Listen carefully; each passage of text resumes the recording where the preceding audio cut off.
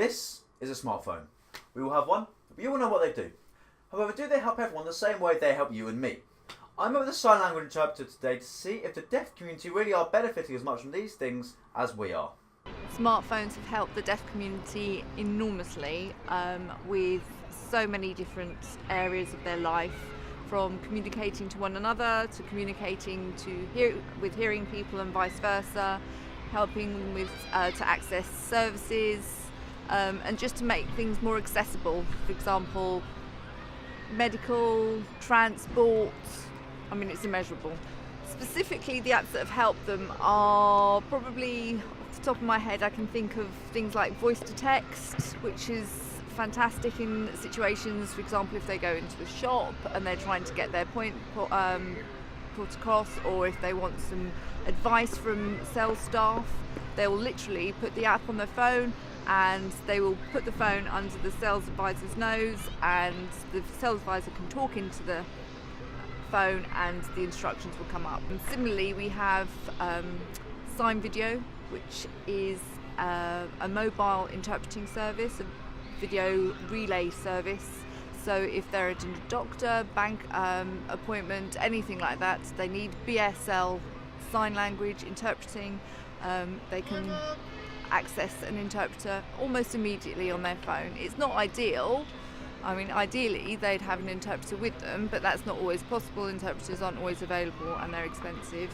But other apps that I think that have helped them, honestly, probably have enriched their lives more are apps such as social media, where you've got Facebook, Messenger, you've got WhatsApp, you've got Skype, FaceTime, and all these apps have allowed the deaf community to communicate to one another on a daily basis whenever they like, instead of waiting until they meet each other at deaf clubs, or if they meet each other and travel miles to a party, anything like that. So now they can chat to one another, they can sign to one another, they don't need to rely on using the old type talk or Minicom. That's Minicom.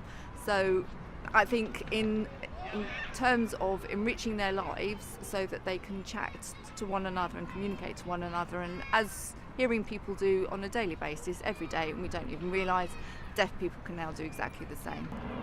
It's quite difficult to say what can be improved as far as smartphones are concerned, but I think the actual individual apps that are available, any service apps needs to have more BSL accessible pages on there. They could have, I mean, I know the NHS are trying to do it, I know TfL are trying to do it, where they have BSL interpreter as well as large print for visually impaired people, because a lot of deaf people, hearing impaired people, don't access written English very well.